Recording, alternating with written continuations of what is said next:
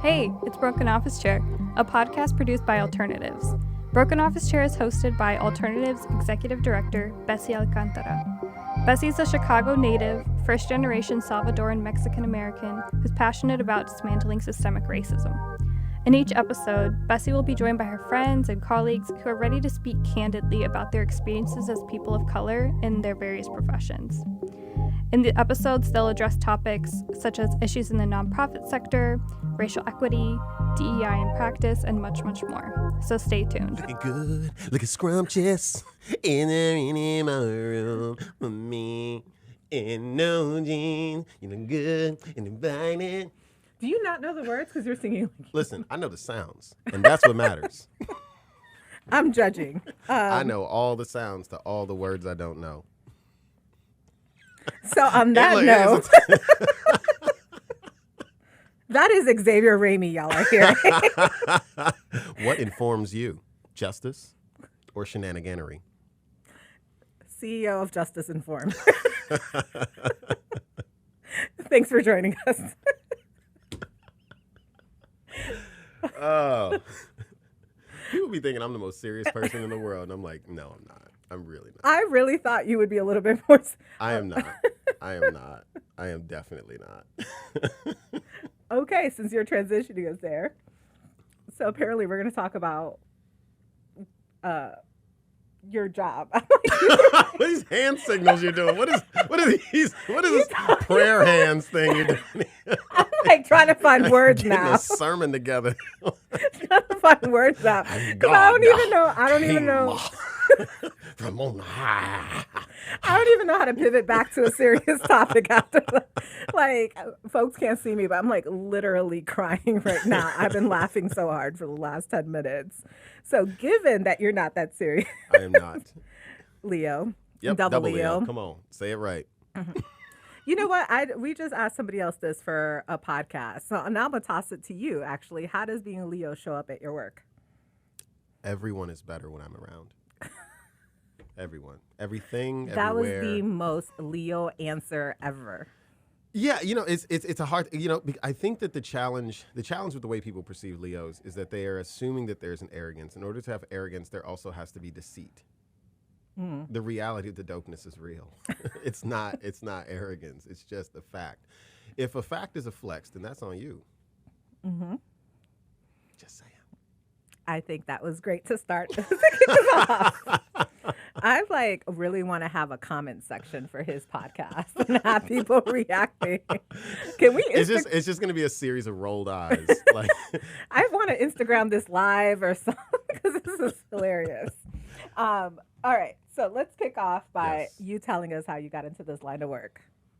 What do you do and how did you get into it? Sure. So I got into it because I'm Black. And experiences in life required that I have some type of a lens towards my own self-preservation. But essentially, so I actually started in financial services. Mm-hmm. I got my degree in economics from DePaul, and I was in commodities trading.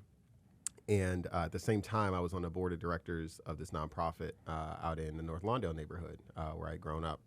And they asked me to step off the board and to join the staff as a development director, head of fundraising.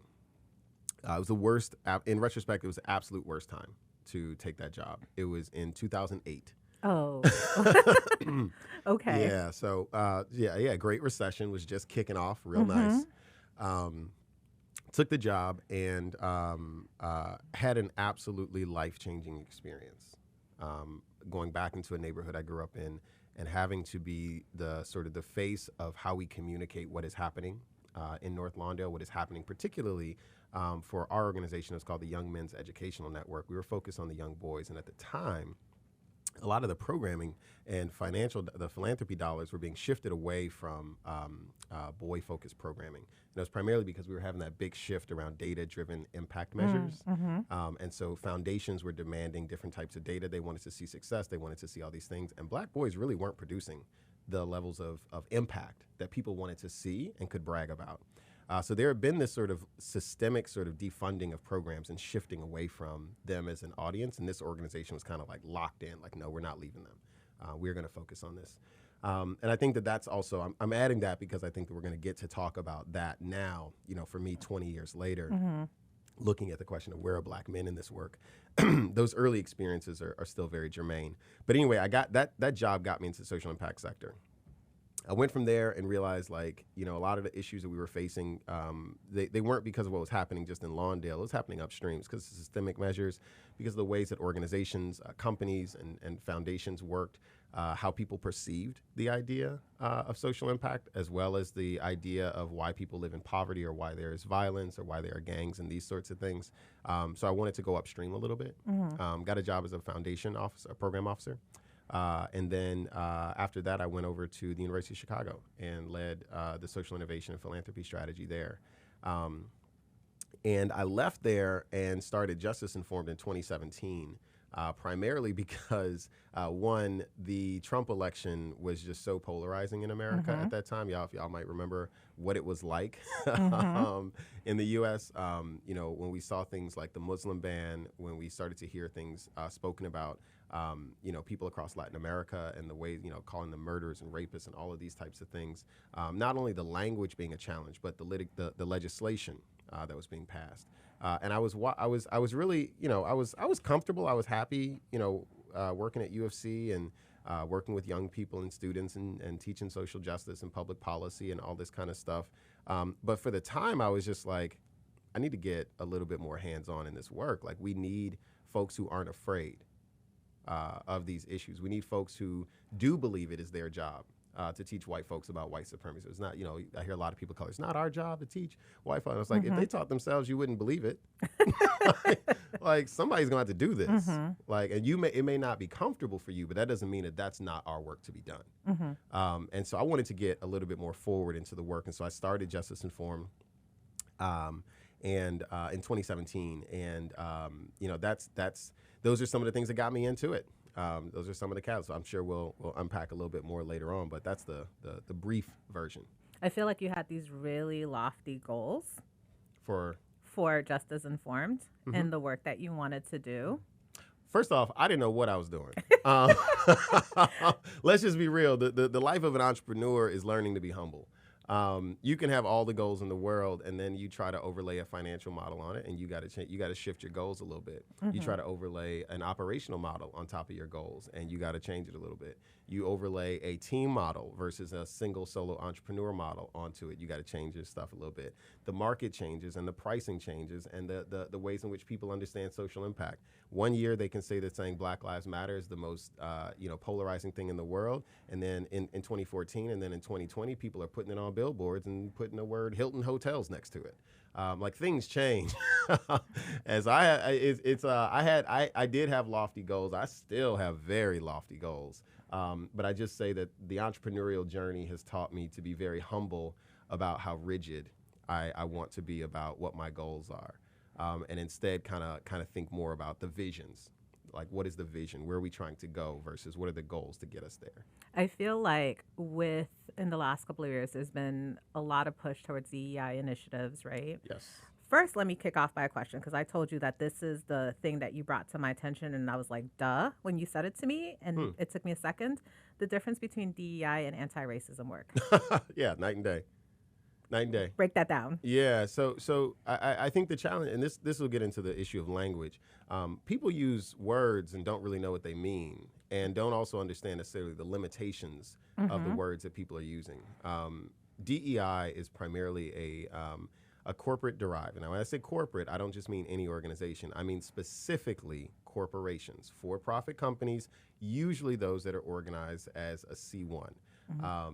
A C Corp, sorry. Not just small businesses, not tiny small businesses with 3 people or 5 people or 10 people. I'm talking like corporations.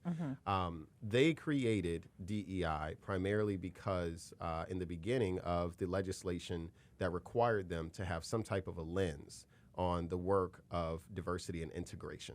I'm not saying inclusion, I'm saying integration. 64 Civil Rights Act, 68 Fair Housing Act, 73 Equal Pay Act, 77 Community Reinvestment Act. All of these legislative shifts pushed a change and a requirement around compliance for corporations, which then created the need for strategy. which created the need for naming those things. They called them diversity initiatives. And diversity initiatives were all about hiring. They were all about hiring. And the hiring was to ensure that they were in compliance. The question of whether they wanted to radically transform society, whether they wanted to move away from a hyper-capitalist model of production and finance and these sorts of things over to one that was perhaps more collectivist and equitably redistributive, nah. It was compliance. So my ex-boyfriend's job, his full-time job, was when there was a huge merge between two different companies that did HR. They were doing thousands and thousands of layoffs. Oof. His entire job was to run analytics on each round of layoffs to make sure they weren't laying off too much of one group. Yep. That was it. That was his entire job, so that he wouldn't get sued. Yeah. I mean, in an example like that, I'd say that sucks. But at the same time, I'm like, if we're on the other side demanding accountability to ensure that people of color, women, queer folks, people with disabilities are not disproportionately being laid off, we do have to do the math. We need that job. But even that lens was with the idea of not getting sued, not necessarily wanting to do right by people. Yeah. No, that's real. The compliance thing is real, and I think that has to start the awareness that people have when they think about what is DEI. It didn't start with E or I, it started with D. It's about diversity. And to this day, it is still primarily about diversity. When I talk about DEI across the country, more often than not, people start the conversation by saying, yeah, we need to get more women in leadership, more people of color. And I'm like, that's not what I'm talking about. What I'm talking about more so is the E part, which is still very hotly debated, very contentious, and something that most people, I find, when I'm engaging with them, even in a client contract, do not have a firm understanding of it. So DEI versus anti-racism, let's just kind of get real clear on that. DEI is an opportunity to create sort of the mechanics around how you create a diverse workforce, meaning people who hold various differences of identity are all present, whether that's because of compliance for a federal program or whether that's because you actually care. The reality is that the D part is about creating diversity and of all types of people. The I part is really about the felt experience that diversity can create, because one of the things about diversity is when you diversify anything, it creates chaos. When you put a person who's been in one environment their whole life and then you fill that environment with all these different types of people, that's going to feel like chaos to them. And I don't think that that's like a moral argument, that's a moral issue. I think that's just natural. Right. Like, people don't know what they don't know. And when they get around something different, they might be like, what? What was that? Ew, I don't like that. What is... They don't know. They don't know the language. I can't say that. Why can't I say that? I thought that was what it was called. There's all these things that then become microaggressions, triggers, other things to people who are being integrated into those spaces. That's the work of inclusion, of ensuring that there is a firm model for integration, given that we're still at the point of trying to integrate workplaces. Right. We're doing that at the same time where people still willfully refuse to do that work personally. So, and I'll just say that I think that the workplace is the worst place to do this work. And I know that's where most of the time I'm doing this work is in the workplace. I am also saying on the record, I think that the workplace is one of the worst places to learn how to be a better human. Because people are coming into that space for different reasons. Some people are showing up to work because they're like, look, pay me my money. Right. Pay me my money. I don't want to go to this ERG, BRG meeting. Just pay me. I don't need to like this person, right? I'm supposed to be here transacting. Most of those people are Capricorns. When we think about how it works on the other side, some people like me, we come in for relationship. The Leos are like coming in the brigade. Who wants to be friends? Right? We're annoying everybody. And then you got the Libras in the corner writing poems, right? They're just observing I feel like that's everything. the Pisces. It's both of them. The Pisces just do it with a little bit more accuracy. Okay. The Pisces are very poignant. Yeah, the Libras are very, very ephemeral. Anywho. This work is really to try to integrate these workspaces. But I do think that that's a dangerous thing, given that most people live in segregated communities themselves. And then they come to work to try to learn how to desegregate. That is a recipe for disaster. You need to be practicing this in your everyday life, not when you're on the job expecting to get paid to do it. And that creates some of the tensions that I'm also seeing a lot of. The equity part is what is still debated right now, and it is the closest thing we have to saying that this is about like racial equity or anti-racism and such. And I'll just say that racial equity and anti-racism are also different things. The E part is really about changing structures, changing the infrastructure of different practices that organizations take on. And it's about pushing in and understanding first that we have to acknowledge that we didn't build these organizations. And most of the business schools that teach how to build a business, how to build an organization, the Stanford Social Innovation Review, when it first started, it wasn't talking about how to do operations for equity. They were just talking about how to raise money. Right. You know what I mean? Like there are some best practices that are truly whack. And also that are firmly rooted in the disenfranchisement of people of color and other persons who hold minoritized identities. The E part is what was included to say, hey, this isn't just about hiring. This also isn't just about an experience. This is about changing structures, changing paradigms, changing systems. That's the E work. And many organizations don't feel that that's their job. The E work in the corporate world, we're fighting it because, when Milton Friedman in the 1970s published that seminal piece on shareholder primacy, saying that the purpose of an American business is simply to pay back and make money for the shareholders, the people who actually have money in. Everything else is secondary. When that happened and the business community said, yes, we agree, everything about like residential segregation, everything about like worker experiences, everything about anybody who wasn't an owner went out the door. Equity is to bring these people back to the table and make them matter. Anti-racism is very different because it specifically, it requires an assumption that you believe that if we start with race, we can fix the other things. That at the root of the challenges of many of the various social and civic injustices that we face, the creation of race, as race is a created concept by European colonists. If we start with fixing and dealing with how race affects the world, we can get to these other things around gender, around ability, around other types of things. But anti-racism specifically also has certain pillars. The first pillar is an active confrontation of white supremacy, which means the normalizing of white concepts, ideas, cultural norms, etc., in any space. The fact that you can go, I just was in the Middle East. I was in Africa a couple months ago. I'm going to be over in Jerusalem later on this year. I promise you there's going to be a large group of people, and most of them are going to speak English. I traveled the world for a year, went to more than 30 countries, and found English in every single one of them except 2. And that's not because people love to speak English.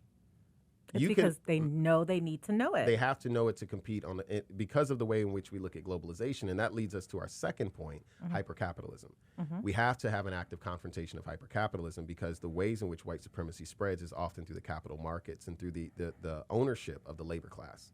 And so anti-racism, in order to get at releasing these pressures of racism and racial caste making across the world, whether it shows up as anti-blackness or colorism or otherwise, we have to understand that the economic model supports the proliferation of anti-blackness and colorism and these other things. And we have to separate ourselves both in the near term while also creating a different economic model in the long term that fully realizes the power, the opportunities, and the safety of people of color across the globe.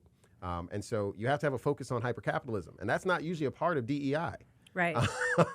And then finally, militarism, which is also not a typical part of DEI. Militarism is really important as it relates to anti-racism because wherever you find people of color, you usually find a negatively different experience that they have with any type of security forces, whether that's them coming into a store to go shop at Zara, whether that's them walking down the street in a neighborhood that they don't live in, or whether that's them driving their car on the highway at 2 o'clock in the morning through something that used to be a sundown town here in the United States. People of color have a different experience, and often negatively so, with security forces. And so in order to be effective in racial equity, you have to actually be serious about understanding how the securitization of property, that's the hypercapitalism part, for the benefits of those who have historically held power, that's the white supremacy part, is often enacted and engaged through the lens of security forces. Security is very different from safety. Security is all about how you protect something. It's about weaponry. It's about a gun. It's about cages, these sorts of things. Safety is about how we establish and organize an economic and social model such that people know that they can trust their neighbor, trust someone else because they have enough. That they're not being pushed into these terrible situations where they may do something that is unethical or breaks a community agreement. There are, of course, situations where people they want to do some bad stuff. We have to have solutions for that. People who want to hurt people, that's very different from poverty. And so safety is very different from security because safety is about relationships, whereas security is about a gun, cages, handcuffs, these sorts of things. Enforcement, yeah. I just feel like I need another drink. This is intense. We went from you singing Key Sweat or whatever you. Oh no, you were singing Genuine. I was singing Genuine. Thank you. You referenced Key Sweat. I did because he has the late night.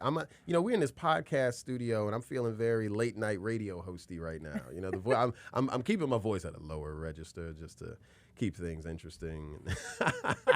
And I think my brain is still having a hard time catching up and wanting to go back to this topic of music as opposed to this one. It's too early in the morning for me. I wake up like this. My brain doesn't work before 11 a.m. Oh, mine doesn't either. But you pushing me to do this, so we're here. We're here. We're gonna play ball. All right. So, talking about all of this at a very interesting point in time. Yeah. We have Florida. Do we have or they have? I feel like we just need to let them go. Just float. Just float away. What's that Modest Mouse song? Float on. Just float on. That climate change that they don't believe in might take them out anyway. Look, their beach is 100 degrees right now. They can go ahead and get them crab boils going for each other. Texas apparently signed on to some of this stuff too. Are we surprised? No. Are we surprised? Texas also be trying to leave the union every year or two. So like, they put the I in union. And then there's the Supreme Court justices. Yeah, SCOTUS decisions. There's an election coming up. Yeah. I'm trying to figure what is your biggest fear right now? Oh, I have no fear. What is your biggest concern? Yeah. I just want to be clear on the fear point. Fear is another proper noun for me. Fear is where you say neither you nor God nor anything can stop the thing that you're facing. I always think that we can do some work. I always think we can get this going. There's some things I'm scared about that I'm concerned about. Absolutely.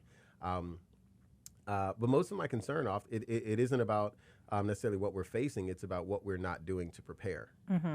So most of my concerns are about the disorganized state of the Democratic Party. The differences, the deep differences of opinion about what the future of this country is among the people who say that they are politically aware, socially involved, and progressive of mind. We have deep disagreements. I'm concerned about the rise of the black and brown hypercapitalist that rather than doing the work of freeing the slaves, they just want to hold the whip and own the plantation. I'm concerned about how successful they are becoming and how many of them are growing and how, for instance, like Gen Z is the largest buyer of luxury goods right now, and they're also the biggest ones talking about protest. Interesting. Yeah. It's a question of accountability. These are the things I'm concerned about. That are we do not have sufficient traction, and we do not have sufficient unity and cohesion on our side to face what to me is a very clearly organized conservative party, a very clearly organized group of people who are against the rights of people of color, who want to change entire textbooks. And now they're talking about slavery was like a workforce development program to build skills for black people. Like the fact that is even a viable argument that is being given the light of day. And we do not have an effective counter, nor do we have an organized body to push against it immediately. Immediately is of concern to me. I don't care what they're doing. I care what we're doing. And I'm looking at what we're doing, and I'm saying, I don't think this is going to stop that. We continue to underestimate. Yeah, and I think it starts with the fact that we spend so much. You know, there's this passage in the Bible that says the forces of the sons of evil are more prudent than the sons of light. And it's pointing to this idea that when people are doing stuff that's just like bad, bogus, etc., they're not sitting there trying to figure out, was it bad enough? Was this bad? Yes, it's bad. We're sitting around here pointing fingers at each other like, but were you good enough? Yes. Were you good? Like this, there's so many purity tests over here that not only do we not have sufficient traction, we lose people who are partners because we insist on treating them as if they're enemies. That's what I'm concerned about. Yeah, that one just took me there was a recent study in the last couple of years around women of color specifically in leadership. And one of the things that came out, it was talking about the higher burnout rate for women of color, obviously specifically more so Black women.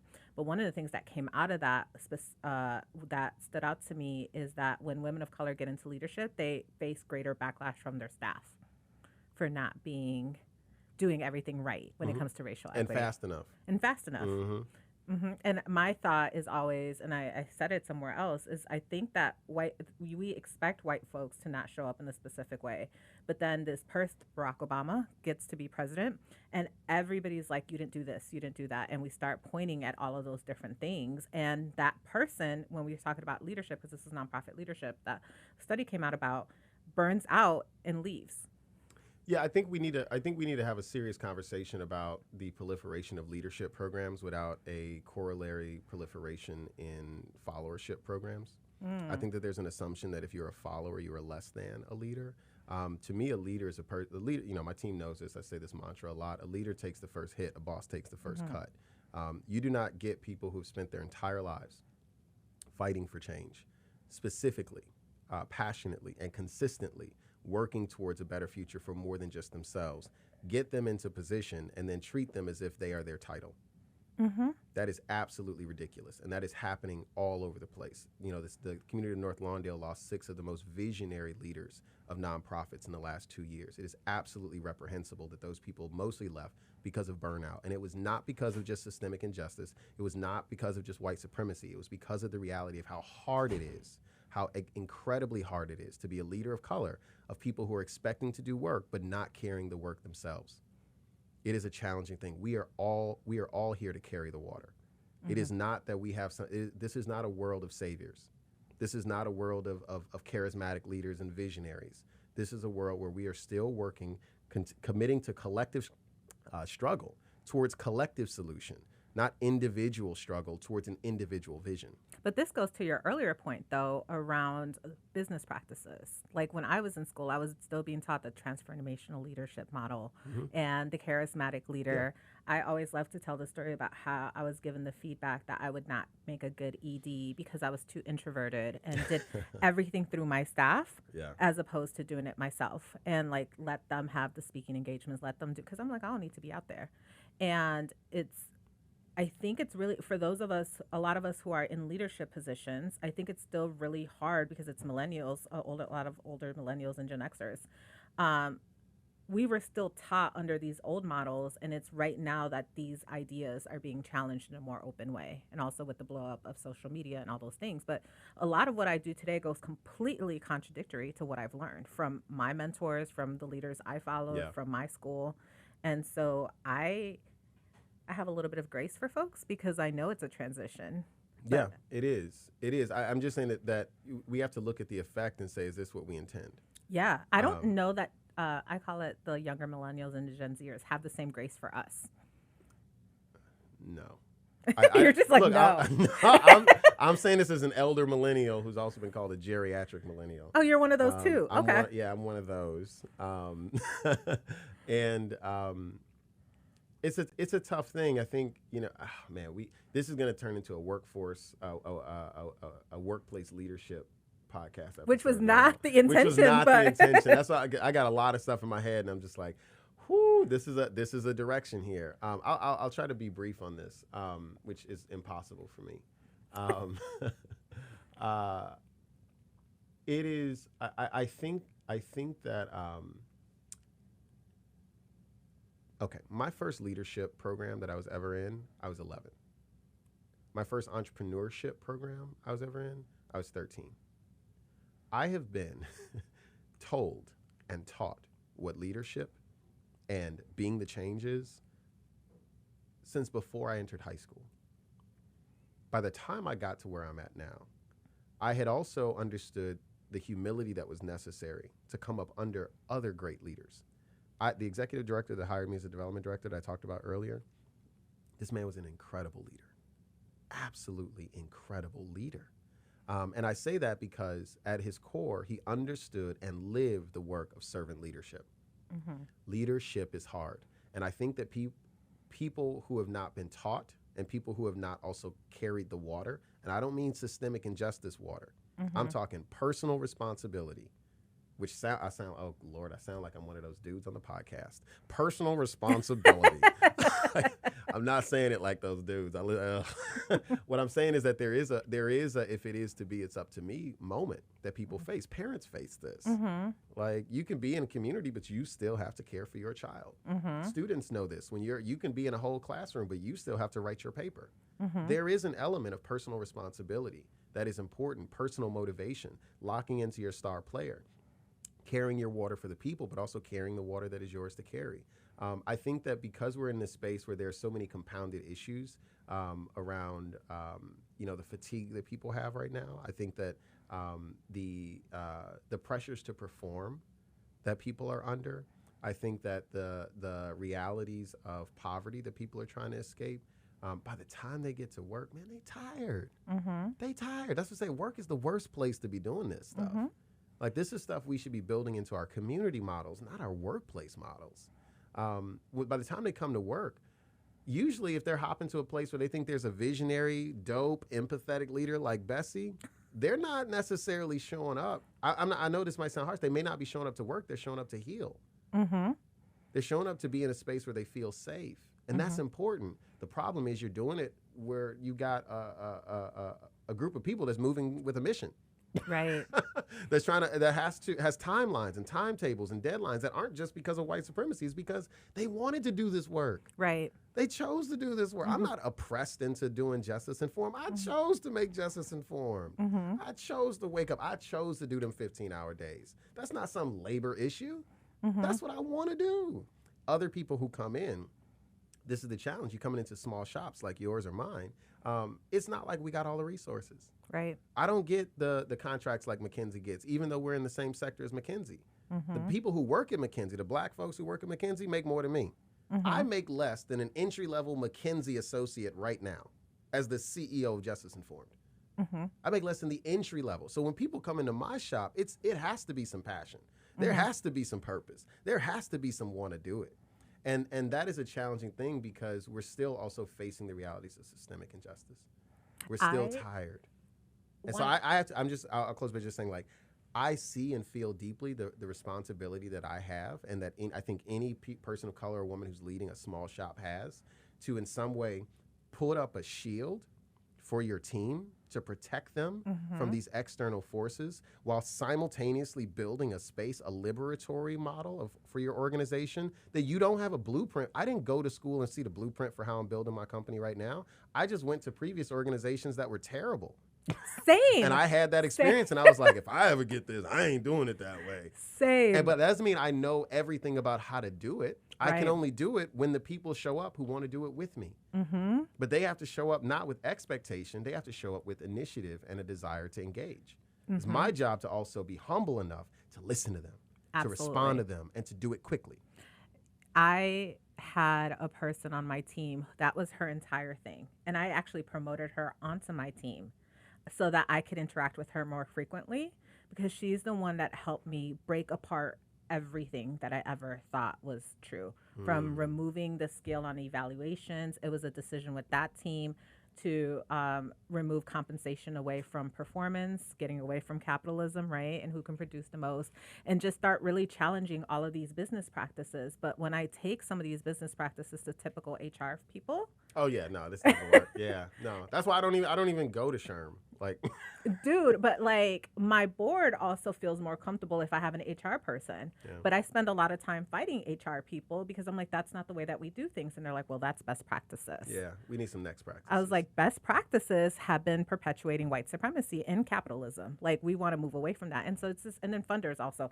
I always get asked the question, like, around how do I make this happen, because so many people say that they can't. I'm like, you just have to make the decision that this is your priority.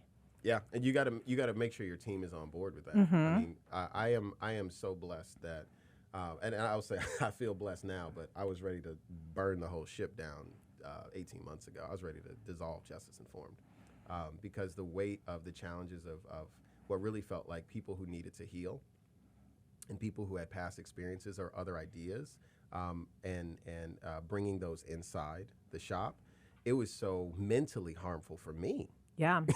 like I was like, yo, I didn't like, that's not happening here. Mm-hmm. That's in your mind. And that's not, I'm not trying to gaslight. No, but it's like legit trauma like, that's trauma. being triggered. I recognize that, Yeah. but that's being brought now. Mm-hmm. And this emotional and psychological challenge is also being brought into the workplace. That's why, again, I say this is the worst place to do this work.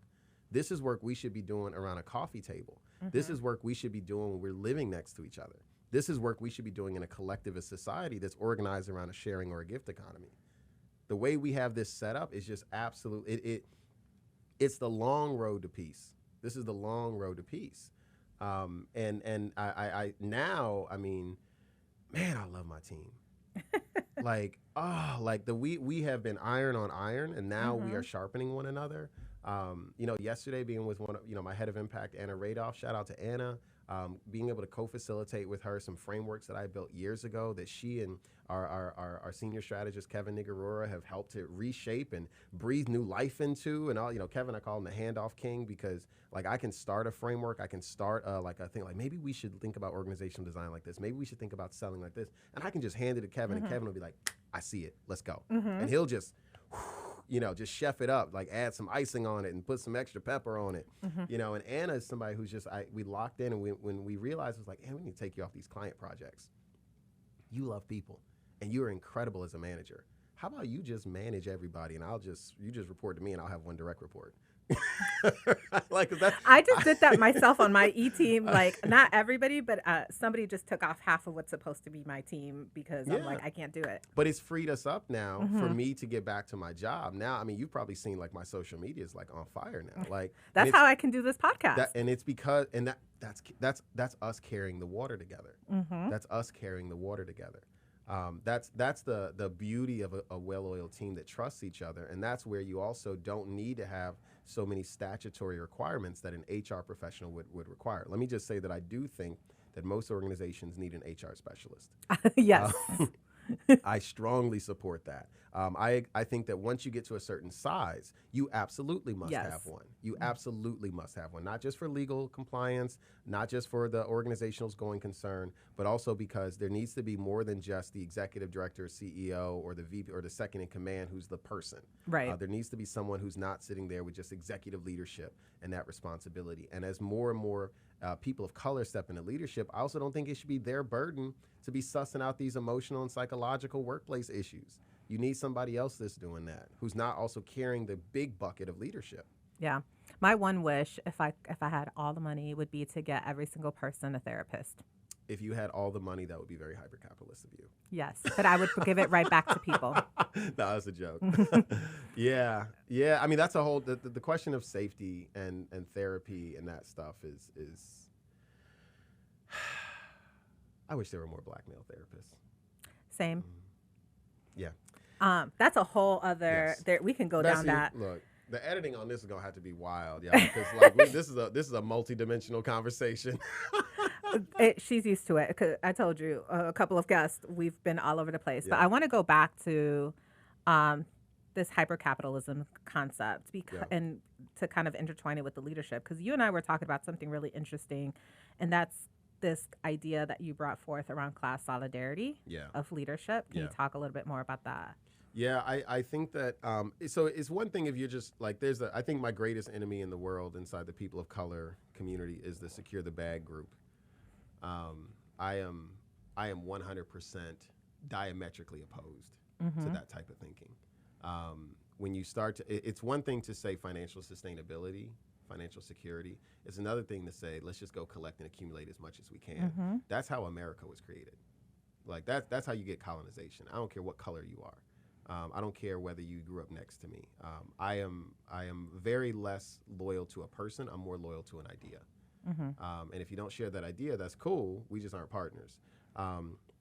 Class solidarity has been incredibly lacking in our DEI conversations. As people have been talking more and more about like pay equity, pay equity does not have much at all to do with class solidarity.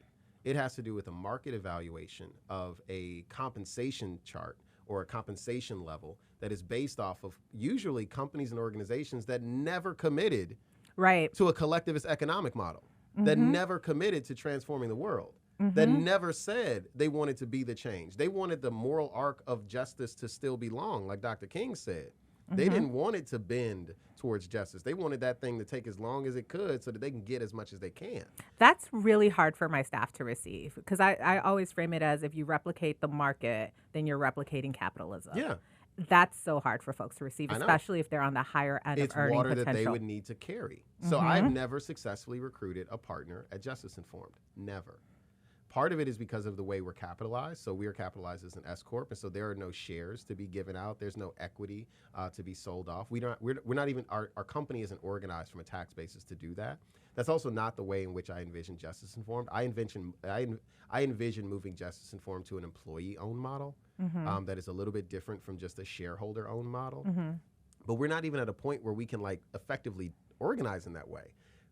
When I say that we haven't recruited a partner, what I'm saying is because what I can offer is cash. And when we're a startup, it's not just cash, it's cash with a little bit of equity. That also means we're betting on our ability to work our butts off to make this pay off. You know, for the last several years when I've been out on the market exclusively looking, and now I'm not looking anymore. That's anybody who's listening. Looking for people of color who are brilliant, ready, and wanted to do this work to join me in the partner level at Justice Informed. One of the offers I had was $150,000 cash with $25K deferred comp after 18 months if we hit certain goals, as well as equity in the company. Nobody, Bessie. Nobody. I'm like, that sounds real nice to me. That's more than I got. No. I mean, it was more than I was making. It was over 50% more than I was making. Like, I'm saying, look, I'm betting. I know that you probably don't have your enough point figured. I have my enough point figured out. I know what my enough point is financially. And once I hit that, everything above that I share with the team. When I'm out there doing keynotes and all this, we probably bring in upwards of $100,000 a year just in my keynotes alone. That money gets spread out to the team.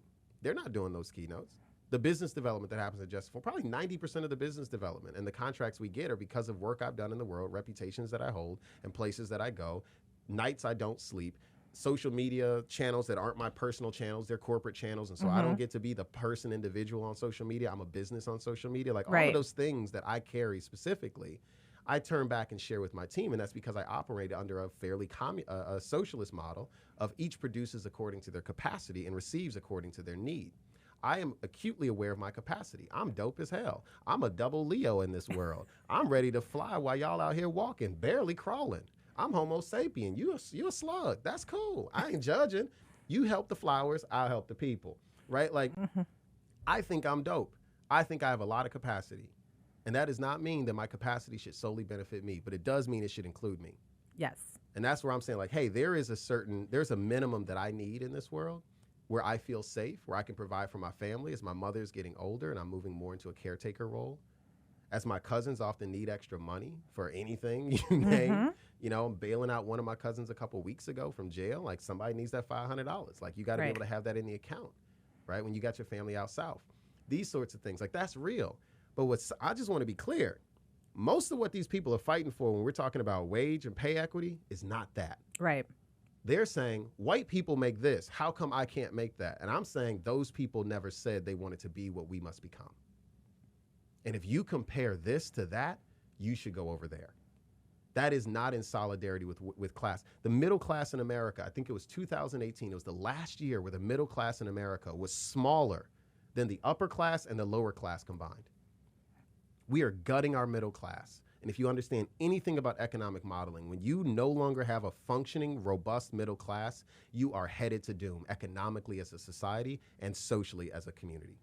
We must have a strong middle class. Justice Informed is in one of the most lucrative sectors in the country. We're in management consulting. The average profit margins for my sector are 30 to 35%. A restaurant could never. A hotel could never imagine margins like we have in my sector. Now, why are Justice Informed's margins 15%? Because we do equitable profit sharing.